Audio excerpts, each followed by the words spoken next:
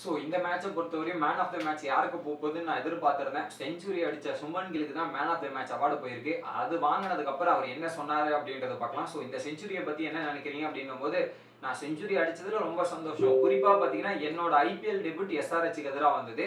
So என்னோட IPL செஞ்சுரியும் எஸ்ஆர்ஹெச்சுக்கு எதிராக தான் வந்திருக்கு. ஸோ அந்த வகையில நான் சந்தோஷப்படுறேன். லைஃபே வந்து இப்போ ஃபுல் சர்க்கிளா இருக்கு. எங்க ஆரம்பிச்சனோ அங்கேயே வந்து திரும்பவும் சதம் அடிச்சிருக்கிறது எனக்கு சந்தோஷம் தான். இன்னும் நிறைய சதங்கள் வரும் அப்படின்றத சொல்லியிருந்தாரு.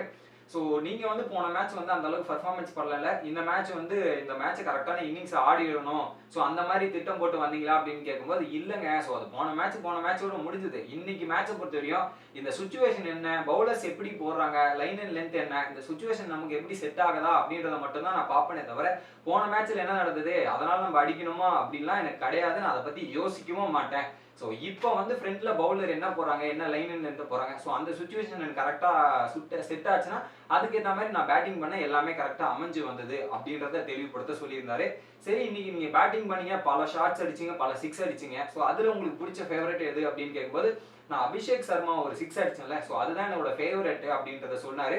கூடவே இன்னொரு விஷயத்தையும் சொல்றாரு. ஸோ அபிஷேக் சர்மா கிட்ட நான் சொல்லிட்டு தான் வந்தேன். நான் பேட்டிங் ஆட போகும்போது நீ வந்து பவுலிங் போட்டுற போற தம்பி, தான் போட்டானா சிக்ஸ் அடிப்பேன் அப்படின்றத நான் அவன்கிட்ட சொல்லிட்டு தான் வந்தேன் அப்படின்றத சொல்றாரு.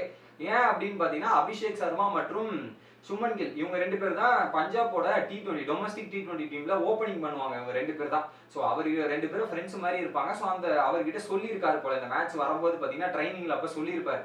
ஸோ இந்த மாதிரி நீ போடு, நான் சிக்ஸ் அடிக்கிறேன்னு. ஸோ அந்த மாதிரி அவர் போட்டாரு, கரெக்டாக சிக்ஸ் அடிச்சிட்டேன். ஸோ அந்த ஷாட் தான் எனக்கு ரொம்ப பிடிச்சிருந்தது அப்படின்றத சொல்லிட்டு இருந்தாரு. ஸோ ஒரு பயங்கரமான நாக்குங்க. கிட்டத்தட்ட பவர் பிளேலேயே பார்த்தீங்கன்னா ஒரு 50 அடிச்சிட்டாரு. அதுக்கப்புறம் ஸோ அந்த சுச்சுவேஷன் அனலைஸ் பண்ணி அந்த கேமை வந்து டீப்பா எடுத்துட்டு போய் ஒரு செஞ்சுரி அடிச்சாரு. ஒரு வேலை இந்த முன்னாடியே அவுட் ஆயிருந்தா ரன் வந்திருக்காதோ என்னமோ அப்படின்ற மாதிரி தான் எனக்கு தோணுச்சு. நீங்க என்ன நினைக்கிறீங்க அப்படின்றத கமெண்ட் பண்ணுங்க. வீடியோ பிடிச்சிருந்தா லைக் பண்ணுங்க.